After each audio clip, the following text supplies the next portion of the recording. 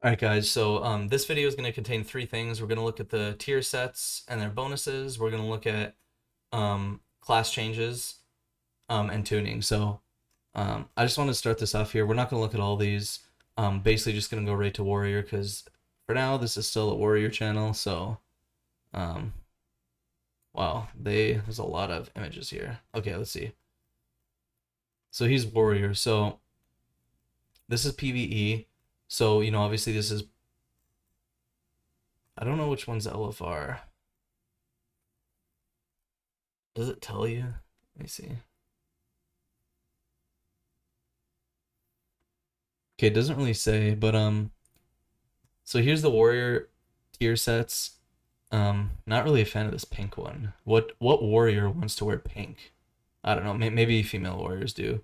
Same with green. Not the only cool tier set here, in my opinion, is this. I don't think these three color schemes go with warrior at all. It makes no sense. They should have done more like browns and golds and reds. This is probably the only warrior tier set that even looks good, and it's at the top. So this is either this is either mythic or LFR. I'm trying to see if I can tell. I think this is probably.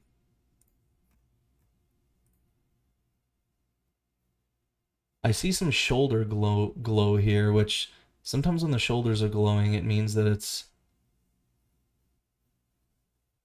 okay, these shoulders are glowing too. So I don't know these, but look at this. PvP always gets the best sets. Look at how cool these ones are. These ones are way cooler than the PvE sets. So that is what it is. But let's actually look at the tier set bonuses and the class tuning because that's what we're really here for. Tier 3 set bonuses. So let's take a look at this. Going right to warrior. So way they're doing it is they're actually making a tier set bonus for each hero talent, and then depending on what spec you're playing, it'll change the way that that hero talent works.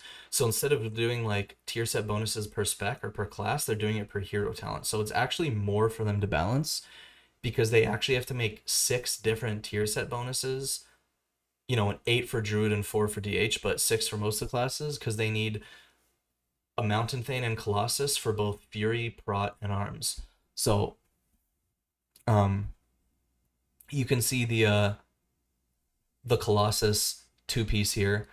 Demolish damage increased by 20%, and critical strike damage of your abilities is increased by up to 20% on targets affected by Demolish for 10 seconds, based on the number of stacks Colossal might consume. Well, okay, because of the cooldown on Demolish, you're literally always going to be at full stacks of Colossal Might, so you can pretty much ignore that. So what we're getting is a 20% buff to Demolish if you have your two-piece, which is big, because Demolish is usually depending on the dungeon, depending on your encounters, it's usually first or second damage. So to get a 20% buff to your biggest damage ability, this is going to be a powerful tier set. And then in addition to that, it's going to increase the damage you do to the targets affected by Demolish for 10 seconds by 20%. So 20% buff to Demolish, and then literally 10 seconds after you use Demolish, everything else is doing also a 20% damage buff. So this is extremely powerful tier set damage-wise. And then if we look at the 4-piece for Colossus, Demolish increases the critical strike chance of your next 2 mortal strike. Oh, that's arms. Never mind. For Prot, Demolish increases the critical strike chance of your next 2 shield slams by 100%. Shield slam critical strikes increase your rend and deep wound damage by 100% for 8 seconds. So again, huge damage increases. So looks like our tier set next season is not going to really have any defensive ability built in. No, it's not going to make you tankier. It's literally just going to increase your damage. So how it's going to work is you're going to Demolish. It's going to be buffed by 20%.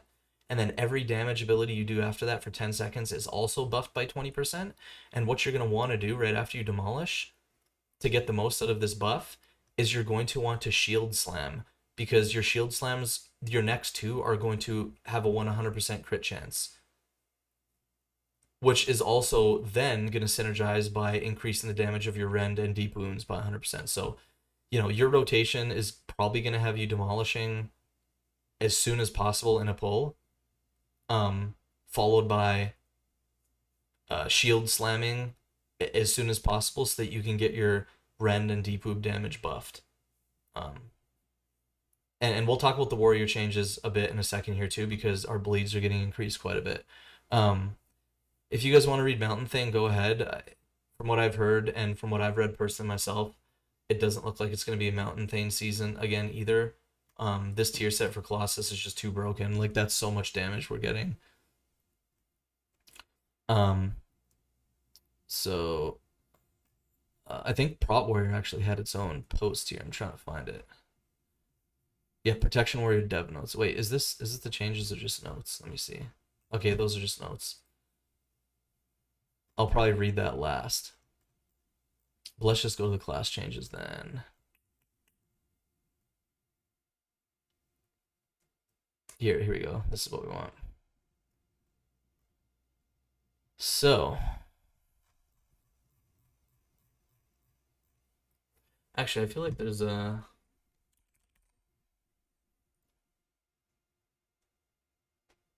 I don't know why I can't find it here, but I know for a fact that there's a better article than this. I don't know if you guys are like me, but I don't like reading these ones. I think they're really bad. If Discord would load. My buddy linked me a different post. Because these are just the data mine ones. You want the official class notes. Let's see if I can find them.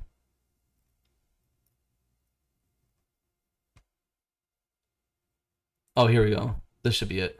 This is like the Blizzard official one. My bad. Yeah, so here we go. So let's go down to Warrior. So essentially, I'm not going to read this whole thing. Basically, they felt that Protection Warrior did not have enough choice in their talent tree. So they have simplified the talent tree a little bit. It's a little bit smaller. It's giving you more choice, more points to spend, so that you have flexibility. So let's read through some of this. So this is actually a massive revamp to the class. We have a new a new talent that increases our armor by 6%, so they're making us a little tankier. Another new talent where Execute hits up to 2 additional targets for 70% damage. So Mythic Plus, you would literally only ever use Execute in single target scenarios when they were in Execute. You would never even use it in AoE mob, and I think they probably want you to use it, at least in some situations in AoE. So if you're in a 2 or 3 target scenario, it's probably going to be worth it to use Execute now instead of Revenge the whole time. Because right now, we would literally only use Revenge unless we're in a 1 target scenario, even if we were in Execute. So this is probably going to just result in more Execute damage even in AoE situations, which is great. This is a cool one. So Whirling Blade, your attacks have a chance to target a nearby enemy with Ravager for 4 seconds. So Ravager is big. It also helps generate threat. So I actually like this. It's like a random Ravager proc, which is very interesting. I never expect them to do something like that. Here's another one called Hunker Down. Damage you take from area of effect attacks is decreased by 2%. And Spell Reflect reduces magic damage taken by additional 10%. So right now, Spell Reflect reduces... So it obviously is going to reflect a spell the next one casts against you. But it also gives you 25% magic DR right now. So this is going to give it 35% magic DR. So now we're probably going to also want to use Spell Reflect as a defensive and not just reflecting caster abilities. If we're going to be taking a big magic tank buster, we're probably going to want to be pressing Spell Reflect because we're going to get a 35% DR. So I'm almost positive we're going to be taking this in most dungeons, I would assume. Another new talent, Spellbreaker. You have a 4% chance to disrupt magic damage dealt to you, negating 100% of it. So I'll have to take a look at the talent tree. I don't know if we would take this because to only have a 4% chance to negate your magic damage, I mean, it might be nice passively to suddenly feel tanky for a second, but this isn't going to help you live a tank buster or a hard pull. Next one, Unyielding Stance. Defensive stance reduces damage taken by additional 4%. Barbaric Training has been updated. Increases the damage of Revenge by 20%, was 25. But it now also increases the damage of Thunderclap. So this is good because Thunderclap right now did like beans damage, and it's one of our main ways of getting threat. When we start a pull and we're Thunderclapping, it's great that it's going to do more damage now. Best Serve Cold has been updated, so now our dodges and parries make our Revenge cost no rage 20% more frequently. and increase the damage of your free revenges by 15%. So this is just a little bit of a rage economy improvement here. Brutal Vitality has been updated. 8% of damage you deal adds to your active Ignore Pain or the next Ignore Pain, and your next Ignore Pain cast can be increased by up to 15% of your total health. So basically a little buff to Ignore Pain if you take this talent. Tough as Nails has been updated, and now it deals damage every time you block an attack, but no longer ignores armor. So it's going to reflect double damage on critical blocks now. So I don't. This is kind of a meh change. I don't really know how I feel about this. I don't know how impactful it's going to feel.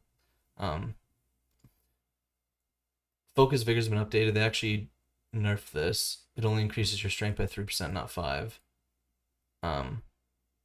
Enduring Alacrity only increased stamina by 5 now, but it was 8, and it no longer increases armor. So these two things actually got nerfed. Sidearm, we don't really take this. I don't think we will, so I'm just gonna ignore that. Reinforced Plates increases armor by 8% now instead of 5, so this has been buffed. Fight Through the Flames causes defensive stance to reduce magic damage taken by 4%, was 6, so this got nerfed. This is the crazy one, okay? Fueled by Violence heals for 200% of the damage dealt by deep wounds, was 110%, so this is basically doubled.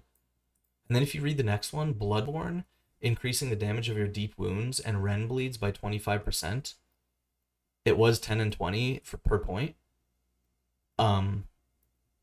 This is insane. Because, okay, think about this. So, Fueled by Violence is getting multiplied by 2 now, basically to increase the damage of deep wounds. And then Bloodborne is also increasing the damage of your deep wounds and Ren by 25%. And then, if you guys remember, our tier set, the 4 set, also has synergy and interaction with our bleeds. So our bleeds are going to go nuts, which also means we're going to get a lot of more healing from them. So yeah, that's pretty sick. Okay, where were we? Punish increases shield slam damage 15% is the buff. Shield charge now grants shield block. I think this is baseline now. There was a talent that you had to take to make shield charge grant shield block, but now it's just baseline, so that's kind of cool. What else is important here?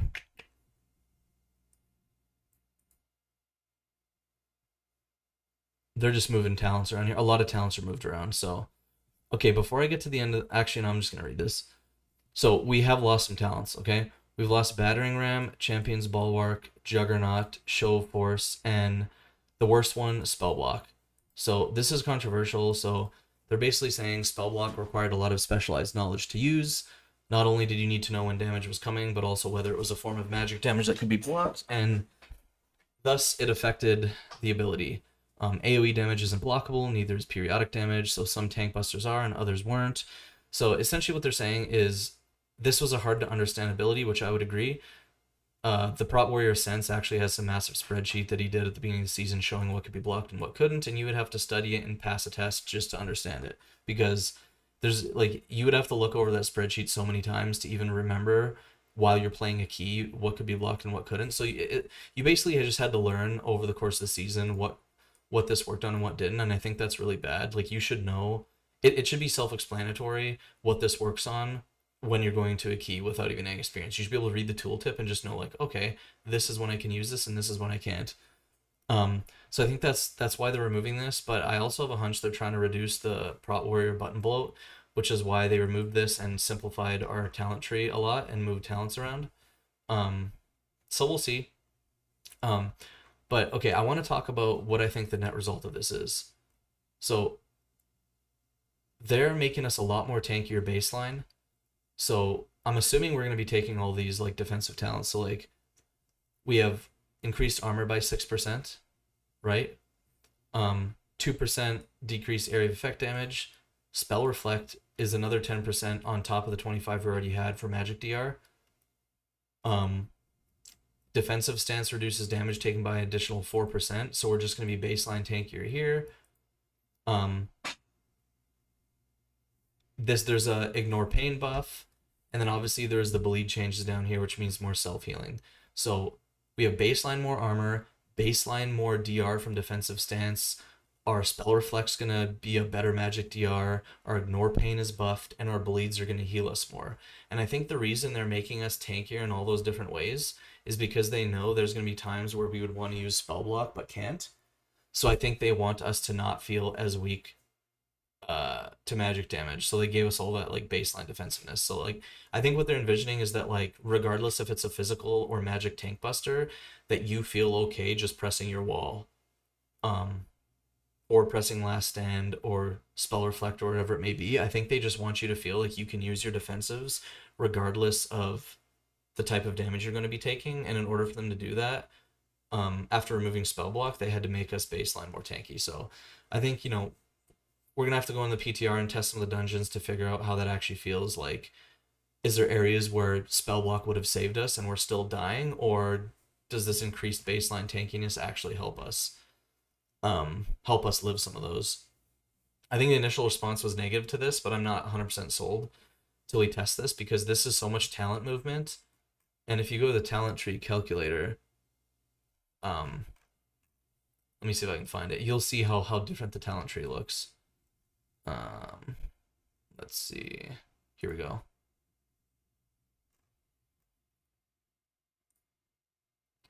Take a look at Prot here. So you guys will notice right away, this looks a lot different because challenging shout is baseline, and all that you have to do now is take a point to turn it into an AoE kick. But you're gonna have the AoE taunt baseline as a warrior now, which is kind of cool. There's some talents down here that were changed, and then up in this general area over here, it was changed a lot. Like you'll notice, for example, that like Ravager, you know, where's Ravager? It used to be kind of right around here, and now you'll see down here. So Ravager is down here. You can either choose Whirling Blade or Ravager. So you can either like just manually cast Ravager, or you can just choose the proc, which is 5 procs per minute, which is actually kind of crazy. I think you're actually going to choose the proc because, again, like I said, this is another way for them to reduce button bloat. So instead of having to press Ravager, you can just choose to proc it, which it's the tooltip says that 5 procs per minute for 4 seconds. That means Ravager is going to be up 20 seconds every minute. That's more than it's up right now. So I don't know why you would take the 1.5 minute cooldown when you can literally have it up 20 seconds per minute with the procs. I think the only thing is sometimes you do Ravager to get aggro and threat when you're gathering, so you may not want it to just randomly proc, but if there's a dungeon where the gathers are easy, you may want to take the proc. But yeah, I'm not going to go over all the changes here, but you guys can see this side of the talent tree is a lot more skinny. It's a lot more thin, probably more simple. We're going to have a couple less buttons. So yeah. But we're approaching 20 minutes on the video here, so I'm probably going to end it. Overall, I don't really think I can grade this. I'm kind of like net neutral right now until we do some testing. Last PTR cycle, I was barely on the PTR. That's going to change. I 100% promise you I will be on the PTR doing some dungeons so that I can see how Prot Warrior is feeling. So stay tuned for that. But hey, Season 2 is not over. We still got to keep pushing. Still trying to get title. So wish me luck there. And thanks again for watching. Leave a like and subscribe if you want more Prot Warrior, Mythic Plus, and WoW content. Thanks. See you guys in the next one.